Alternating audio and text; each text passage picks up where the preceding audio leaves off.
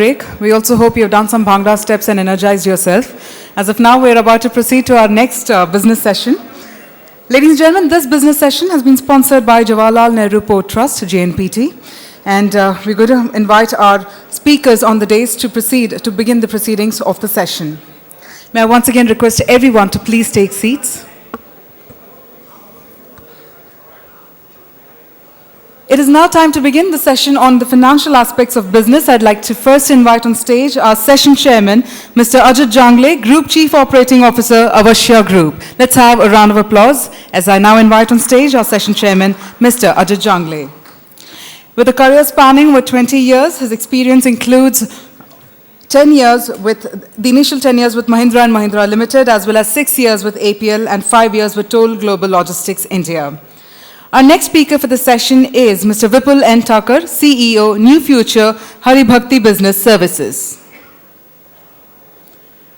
I do believe that all of us are energized after a tea-coffee break, which means that we should have a round of applause as we invite our speakers onto the dais. Thank you very much.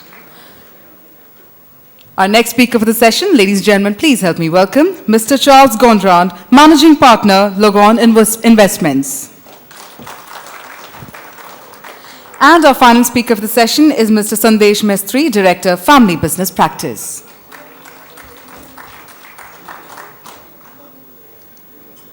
So it's time to get some interesting perspectives from our speakers. With that, I now request Mr. Ajit to start the proceedings of the discussion.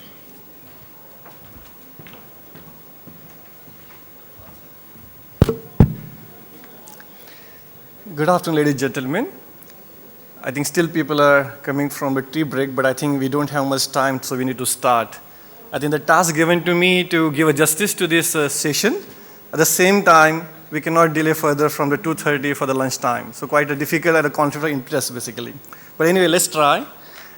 This particular aspect, which is the financial part of the business, is often neglected. I think the audience is most of the entrepreneurs, owners, the senior management of the small and medium entrepreneurs. I think when we see and introspect, your time is mainly about getting the more business and managing that business in terms of the quality and expectation from the from the customer. But challenge is we normally stick with only the P&L and the cash flow. But what about the balance sheet? What about the corporate governance part of it? What about the strategic planning for the future? And most important, specifically for these particular services which you are offering, is about a risk mitigation plan. And these things are not for the only large industry. This needs to be taken care for the all sides of the businesses. And that's the reason we've taken this particular topic to really throw some light on that, give some perspective of this particular topic, which is very important. And then we have a renowned speakers here. Let me introduce Vipul Thaker, which is CEO for the SME services, NuFuture, Haribhakti Business Services. He's a fellow chartered accountant, Six Sigma Black Belt, and the certified internal auditor from the Florida. Now, he's spent about 21 years helping to build a system, processes, and controls for the SME clients, and he's going to share his views on business prudence and the sound financial practices. Vipul.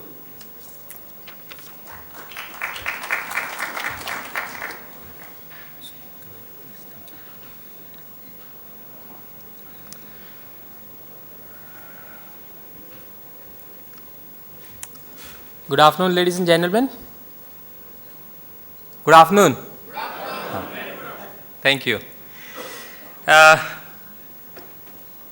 Colleagues on the dais, friends, I'm going to share a couple of experience which we have gained over a period of last 18-20 years working for different category of client, whether it's a small, medium, micro, and even large, into clearing and forwarding activity.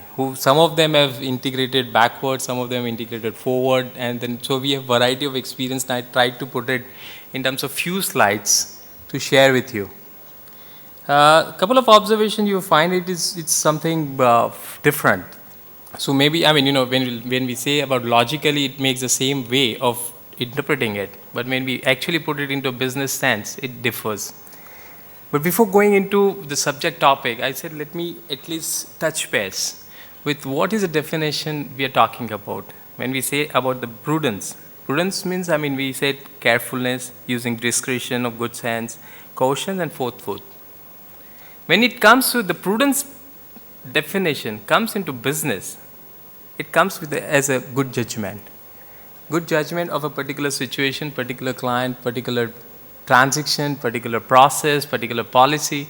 So there are various ways and means in you connect the business prudence vis-a-vis the requirement of your prudence as a topic.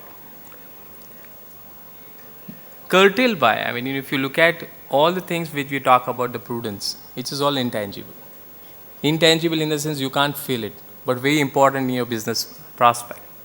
How you convert it into real life?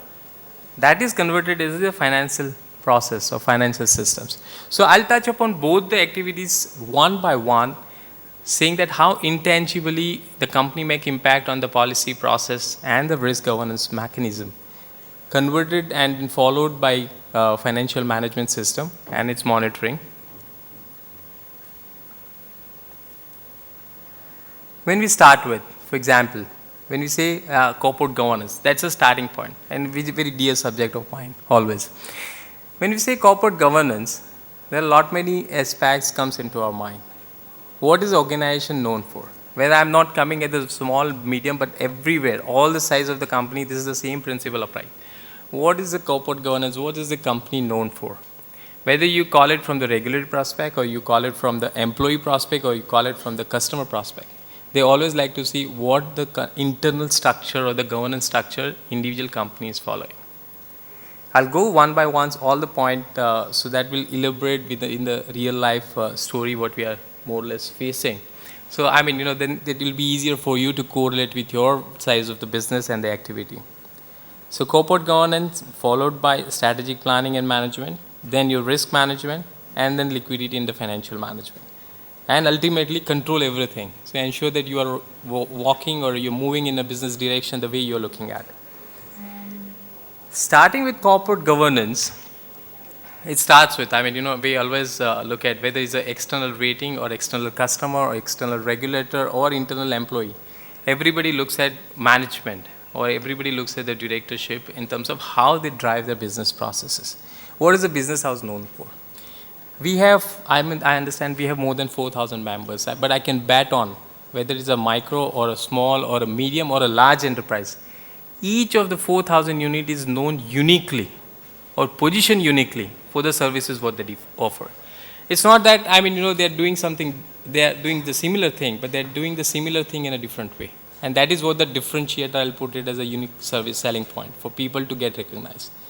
Even for an employee, before joining an organization, he takes care of a lot of due diligence to understand what this company is known about. So starting point, as always corporate governance looks at, is how the directorship or how the company promoter, how the company management is positioned in terms of regulatory compliances, in terms of internal policy, in terms of openness, in terms of transparency, in terms of the process defined and percolate down to the ground level, who is the last point of interaction with the client and regulator and customer. The second stage of that activity comes when the proper defined internal structure is done. It comes to the strategic planning and management. So from the corporate governance structure, how you want to drive, whether it's a committee approach or it's a individualistic approach or it's a dictatorship approach or it's a cohesive approach, depends on your planning, and the activity starts on the second level, the mid-level operation management, which each of the transaction evaluated as a business opportunity and then work it out to the benefit to the organization. This is largely applicable for the the bigger size of operations where you have a number of clients expanded into different part of the country, international operation, different forward integration or backward integration. You find lot many things are, if it is not controlled, it may go out of your hand and all. And because there's a very thin margin, you have to manage the operation in much more controlled manner. And risk is very important part of it. Unless and until you manage the risk properly, if it is a foreign exchange transaction, whether it's a hedge, not hedge, Or if it is a domestic transaction where you rely on a particular customer to make a payment in a particular time frame, if it is not making, that's a loss to the organization. So let the lot many, whether it's a credit risk, is a customer risk, is a segment risk, is a process risk, is a control risk, there are a lot many risks is get addressed. So depends on the size of the organization, you come across different part of the risk mechanism which we need to look at and identify internal opportunity to mitigate those risks. This is your managed capital and the financial management. When we say financial management, typically, I mean, one of my colleagues was mentioning, he's absolutely saying that 90% of the plan fails and 90% don't plan. In both the situations, it's dangerous. And most cases we have seen, I mean, we'll further touch upon this particular topic. When we talk about the financial management, in most cases when we need expansion or we want to expand, the extremely important thing where the businesses get stuck is non-availability of finance on time. Now, non-availability of finance I'll look at in a different way. I mean, normally we look at raising funds when we need it. And in most customers, we always recommend you raise the fund when you don't need it. If you raise the fund at the time when you don't need it, you are in a better position to negotiate. You have different options to try. But when you are at the junction where you are at the spot to take a decision, whatever the rate is, then you don't have any option to evaluate from.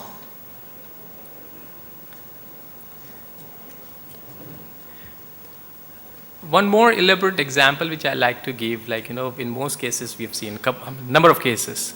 When you identify a customer, you do a lot of due diligence, understand the process, and then once it's agreed of a defined time frame, typically it happens that, the collection doesn't fall within the time frame.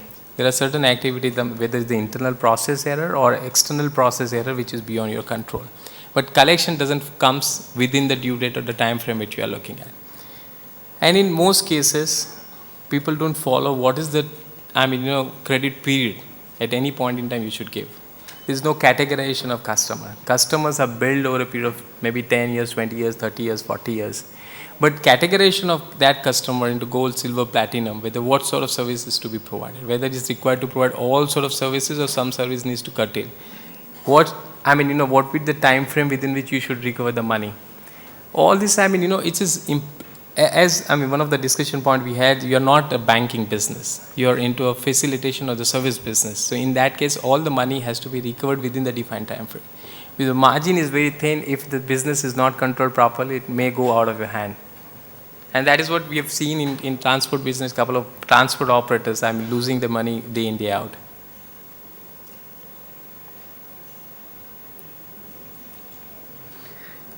From intangible thing, which is not visible on paper or on process, but it's very vital for any running of any organization. When we come to measurement of the financial, this is very tangible and very clearly controllable.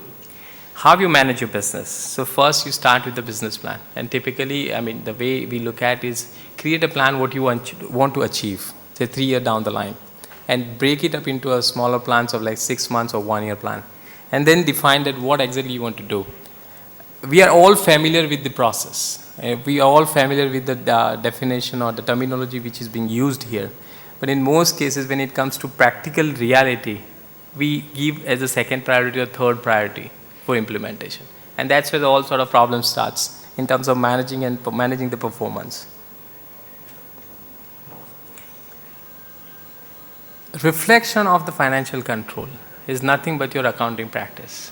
When external auditors comes or external customer normally deployed people at your end to do due diligence to understand their KYC and the compliance to their internal KYC, they like to look at, what is your policy process, how the structure is, and moreover, they like to understand what is the accounting policy or how you're treating or dealing with a particular transaction in the given situation, which helps people to understand about your activity, your performance, and then whether how much business to be dealt with. If it is a large corporate client, obviously is going to look at the similar size of the setup of the client, not necessarily maybe cost effective in all cases, but they are forced to do it in a particular framework because that will give them internal comfort and support in terms of whatever business they are talking about will be able to helpful.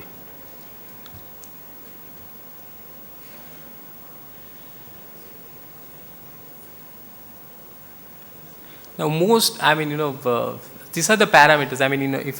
If I put it, the summary of my observations of all the clientele, whatever we've seen so far, in most cases, most in the sense 60 to 70% cases, we falter on these 10 parameters.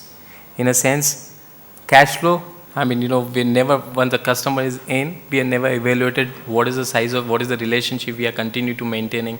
Is the client is happy with our services, and after client is happy, whether the recovery of the transaction is happening on time. What is the cost we are spending per transaction for a particular customer? And does it make sense? You are making positive contribution or you are making negative contribution? And is there any costing principle applies in a particular, activity-based costing or variable cost model or marginal costing to serve the same client again and again? And is there a recurring business? In most cases, it happens when you are entering business for the first time, you are making some money. And then the recurring, it is, the business development team put it back that this is the service which needs to be done. That's it. But evaluation of that services on a continuous basis vis-a-vis your profit and the costing is normally not looked at. Some of our friends has expanded into warehouse management and 3PL and 4PL and all. And then again, inventory management is a bigger issue. That as a service provider, you have to manage the inventory remain within the shrink which is allowed. If shrink goes beyond your control, then you are out of the business again. Because your margin is thin, what you're recovering is very, very limited as compared to the loss what you might have to repay in case of the loss of the shrinkages. Same is accounts receivable. It's maybe, I'm not saying the process could be erroneous either side. Even from the customer side, that could be erroneous process. But you will get impacted because of the process which is not properly followed or not properly implemented at your end or not followed up at the client end. Same is for accounts payable. In most cases, we make payment in advance. But the impact which is required or the benefit which is required to get it a discounted price and all, most of the time we don't consider those things. In KPI, we have already discussed the KPI. I look at KPIs for everything. KPIs for corporate governance, KPI for policies, KPI for processes, KPI for employee productivity, performance, efficiency, recovery, payable, everything can be linked into KPI. And you can define your own KPI for individual processes, individual activity, and continuously benchmark to make your business process much more prudent and acceptable internally and then externally to your customer. Financial business reporting, financial literacy, same as price mechanism. Now, market is very, very price sensitive, but how you effectively deliver services to your customer in a cost-effective manner, that will be the reflection of how effectively you are implementing your corporate governance structure internally and how each of your employees align in terms of their DNA to the company policy will reflect into your cost mark mechanism.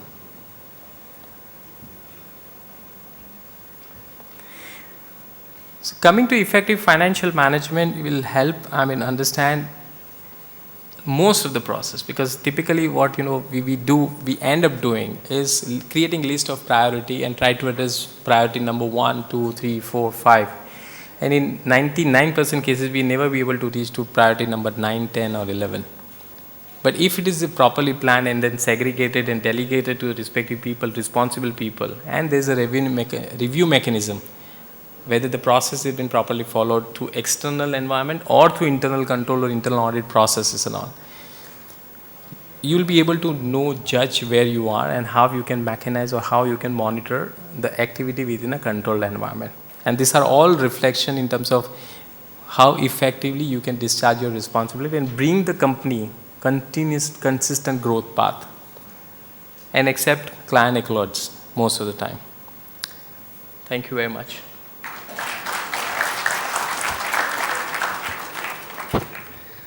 Thanks, Vipul. I think it's quite a complex subject. I think he tried to squeeze into 20 minutes of slides. I'm very sure a lot of questions will be in the audience mind.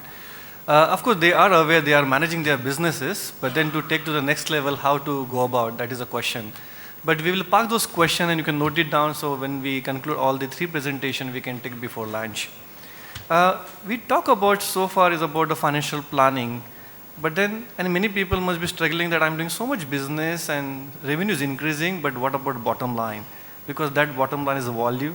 And then that is a struggle which continuously happens, which will certainly help for financial planning and how to take it to there. But most important is that we have started this business, first generation, second generation. There's so many competitions, but then challenge is how to go forward. How not to compete with the competitors, but how to take it to the next level. How we can know more about the mergers and acquisitions, raising fund, and try to understand where exactly our value creation can be unlocked. And for that insight, I invite Charles Gondrand. Charles is the founder and MD of LoGon Investment, based in Switzerland and exclusively active in the field of logistics, which is a major focus in India. So he'll be sharing his views on the gearing up for FDI. Thanks, Amar.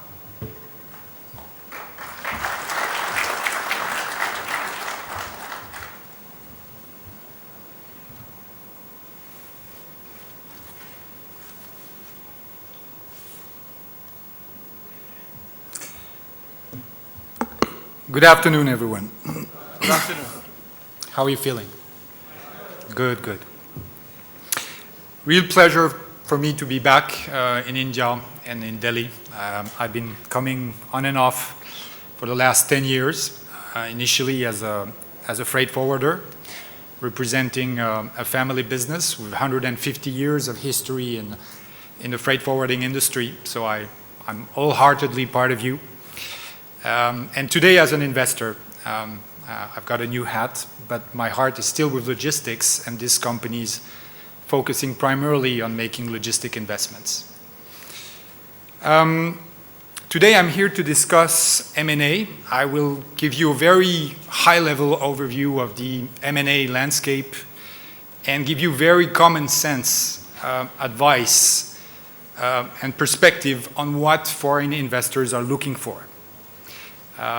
But before I do so, maybe I'd like to sense a little bit better who is in the room and have a show of hands. So please be honest and tell me how many of you are currently looking for funds for working capital purposes or for expansion purposes. Please raise your hands. Is that all?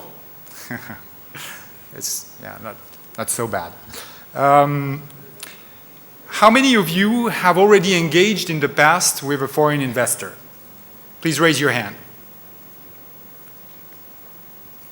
How many of you are considering doing so to address the challenges of your organization going forward? Please raise your hand. Okay, that's a significant number of you. Good. So let me tell you first that it is indeed a very interesting option to pursue. But anyway, engaging into a relationship with a foreign investor, be it a strategic or financial investor, you've got to distinguish these two things, is going to be the result of a cost-benefit analysis. And let me tell you how a foreign investor is looking at it. It sees the opportunity of entering into a new market or growing its market share.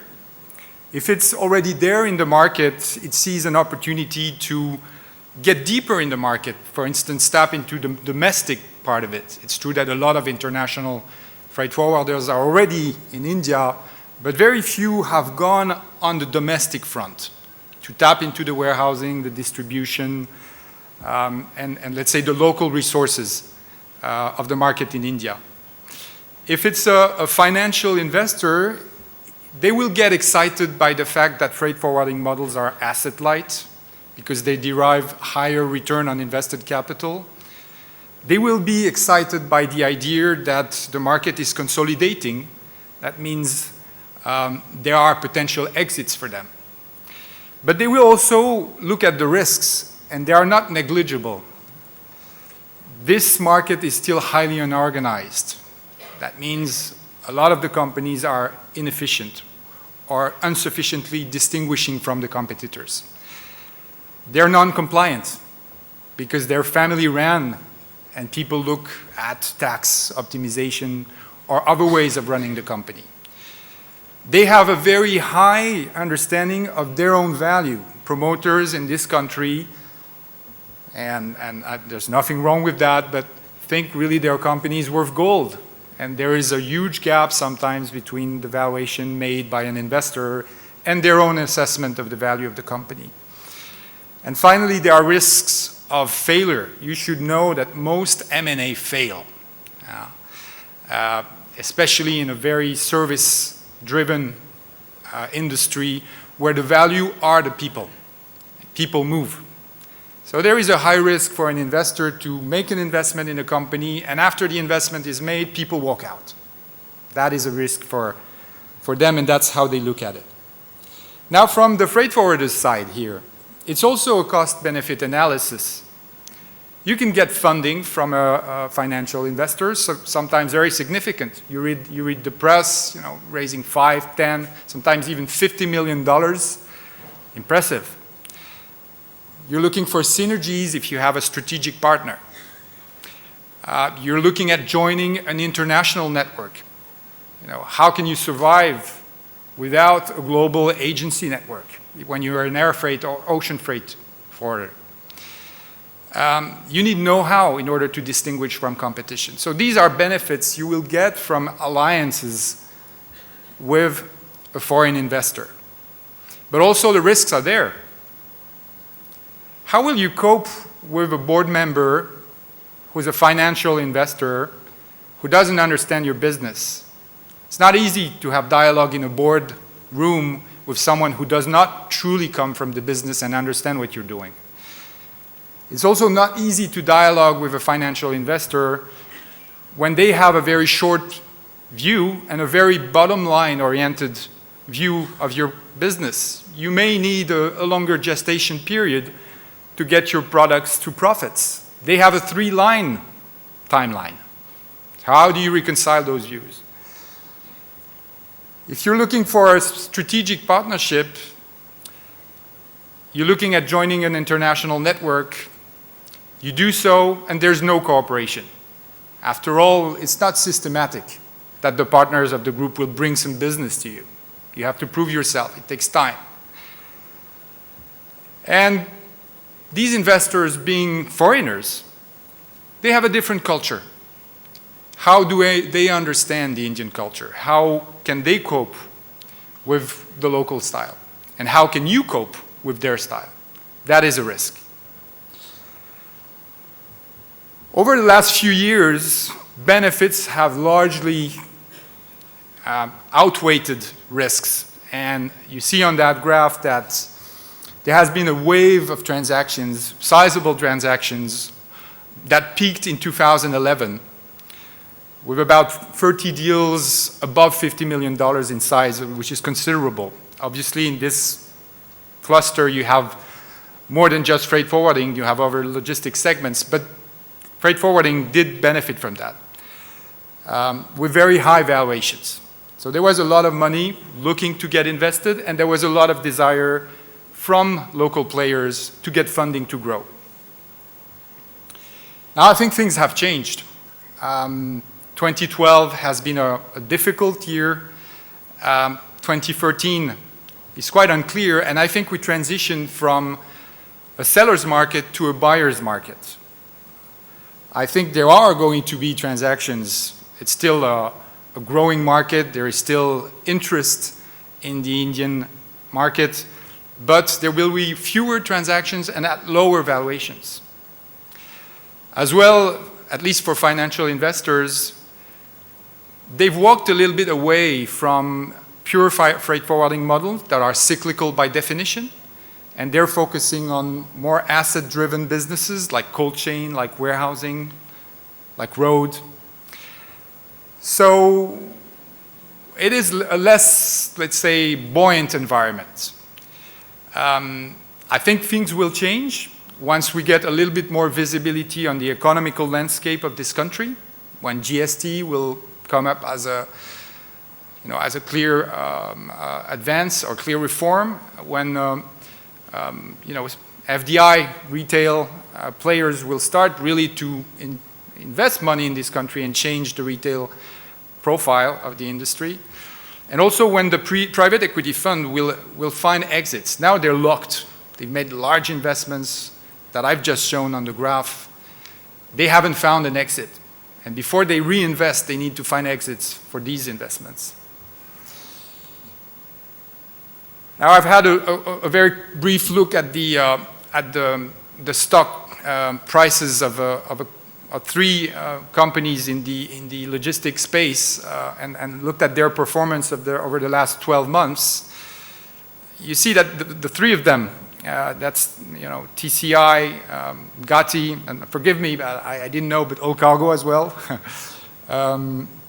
Their market cap has dropped about 15 to 20% over the last 12 months, when Sensex has gained about 17%. So you see there quite a gap as well reflected on the stock markets, a gap and the perception of the logistic potential.